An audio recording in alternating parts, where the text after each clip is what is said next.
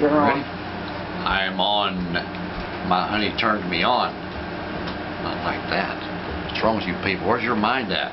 This is supposed to be a political Christian event we're doing here. So get your minds out of the gutter.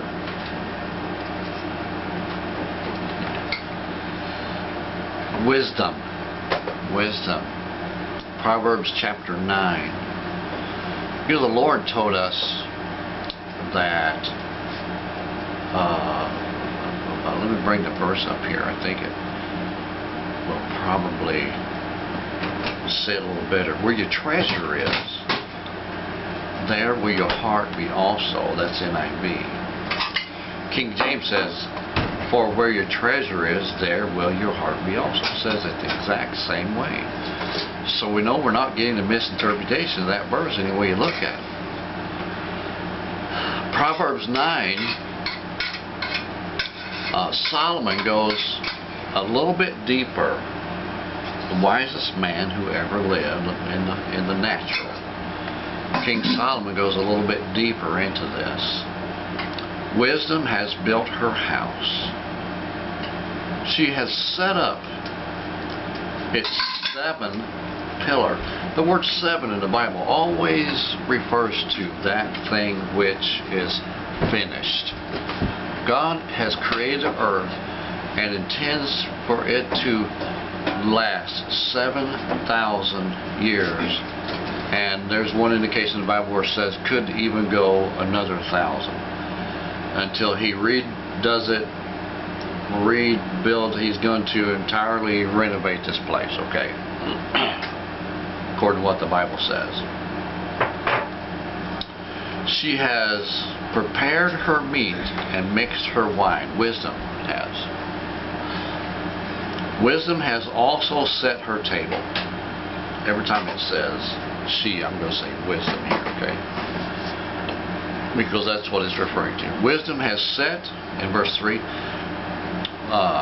wisdom has sent out her servants. And wisdom calls from the highest point of the city.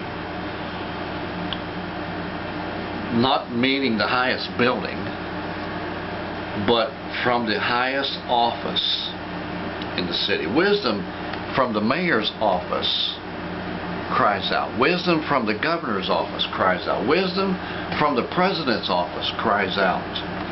From the highest place in the city. Okay, the highest point. You know what? You can have the president's office, and you can have an office of another man, and you can have more wisdom coming from this man. And God normally does it from a preacher. In the old days, there would be a king, then there would be a prophet who would advise the king, and the wisdom cried out from the prophet, went to the king. So the highest point of wisdom crying out was the prophet, whom God was instructing. I'm going to tell you something today, folks. Wisdom still cries out through God's prophets. God's prophets are still the highest point in the land. Write that down. Write that down for me. God's prophets are still the highest point in the land. Or give me a pencil I can write it down. God's prophets are still the highest point in the land. Verse 4.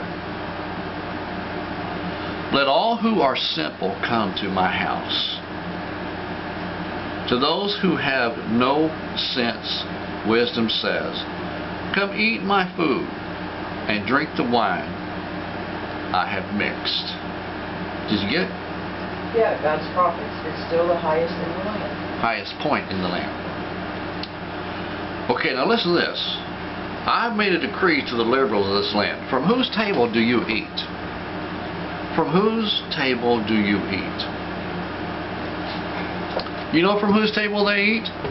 They eat from the table of the conservative people. Conservatives own most of the things. That's why I don't understand why the conservatives aren't getting together. See, some of these things don't make any sense to me, the way this is going. Why they don't get together create their own media. They got all the money, you know.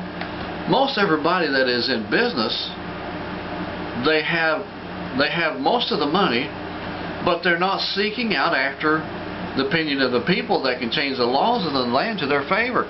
It doesn't make a lot of sense. There's not a whole lot of people, folks, at the top who are liberal. All the liberal people is eating from the table of those people that have money. Donald Trump is a good example. And there are a lot of people who, you know, right now there's a change coming in the land. It started with Ronald Reagan as far as the change coming, and it filtered to me, because before Reagan I was Democrat. Before Reagan I was a Democrat. All my life I was Democrat. In school we couldn't have a really vote that counted, but in school I voted for JFK, John Kennedy. And it was an overwhelming, in our school it was an overwhelming election for John Kennedy. Just by the things I had heard about John, the things he was trying to do and get done, all that, I really liked what I heard about it, you know, as a kid. Now, I didn't know too much about politics back then, so those of you who are hardcore Republicans, don't throw rocks at me, okay? But I liked him, and I still think John was a good president. For one reason is this: John said, "Ask not what your country can do for you, but ask what you can do for your country." And today that is a conservative statement. That's a conservative statement. John Kennedy was a conservative. You couldn't come up with that statement unless you were a conservative, okay? And therefore I say today, that's why the liberals are eating from the table of the conservative. But they want to consume the whole table. They want to eat the forks, they want to eat the spoons, they want to eat the cups and the saucers, they want to eat the plates, and they want to eat the pans and the stove that everything was made in. They want to eat up the whole thing. They want to eat up the accounts that cause the food to be served. They want it all. They don't want just a little bit. They want to come in and rule the house. You say this can't happen. It can happen. It has happened before in Russia, or not Russia, but in Germany, when they came in, when the communists came in and they took things over. They went in and they shot the bankers. They shot them right in the head. They went in and found the people that had the money in the bank, and they shot them people. A lot of them were Jews. And they just went and shot them. Why'd they do that? So they could have their treasure. Where your treasure is, there will be your heart also.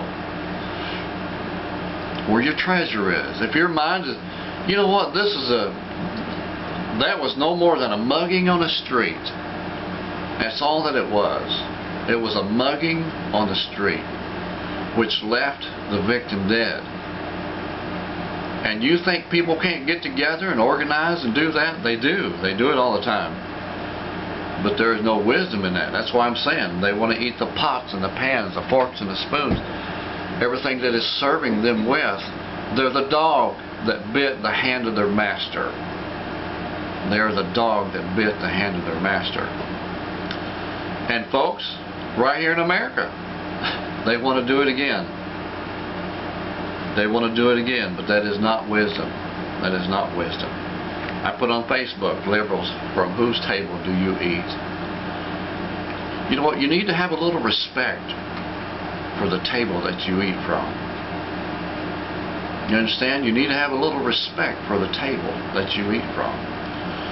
I like to eat from the table of the Lord. Spiritual food. Spiritual food.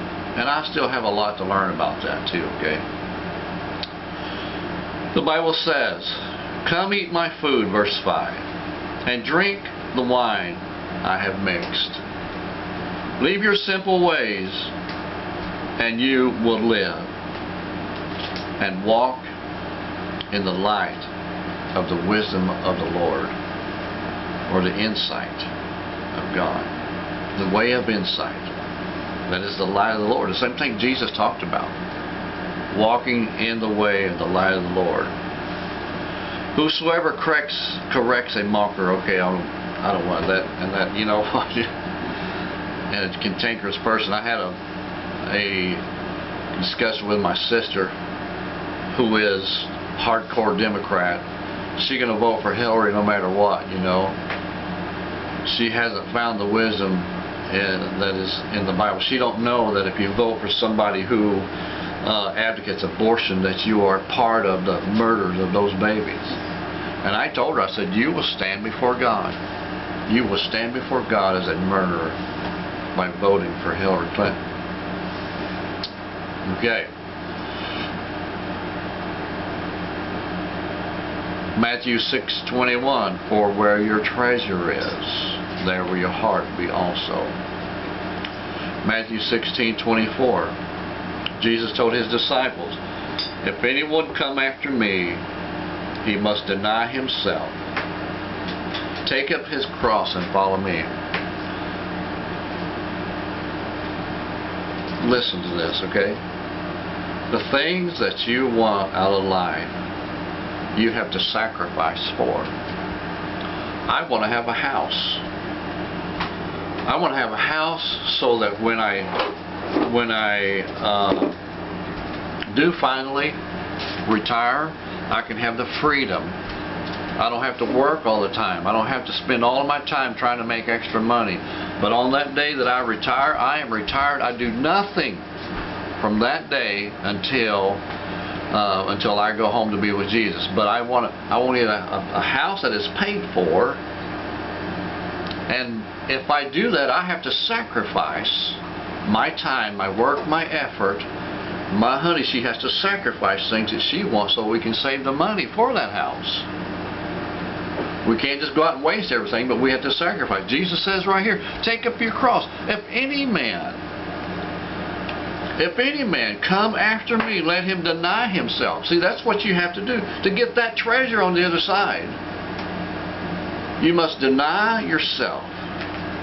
You must deny those things. So that treasure of that house that I want, I have to deny myself the things I want, the parties that I want, to go out, food and friends with my family. This is what Jesus is talking about. You must deny yourself. Take up your cross and follow him. That means a way of living in that. Not just a little bit of it, but a way of living. When you put something on the cross, it is done for. Done for. It don't come back. It don't come back from the cross. It don't keep popping its head up. You put it on the cross. I know flesh has a way of doing that. You put it on the cross, and it's done for. You crucify it there. That means Jesus means get really, really serious with that thing. Enough to kill it. Enough to kill it. Enough to kill it. You get serious enough with that thing that you're sacrificing, enough to kill it. Why? Why? Because you sacrifice for those things which you love. You sacrifice.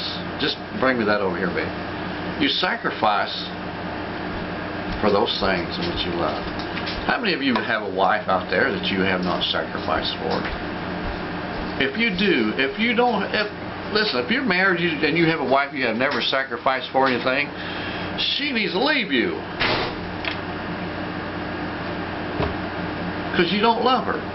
You're using her. You are using her to pamper yourself with. Because anything that you love, you sacrifice for. Anything that you love. That's why Jesus said here, take up your cross and follow him. Because that which you care about, you sacrifice for.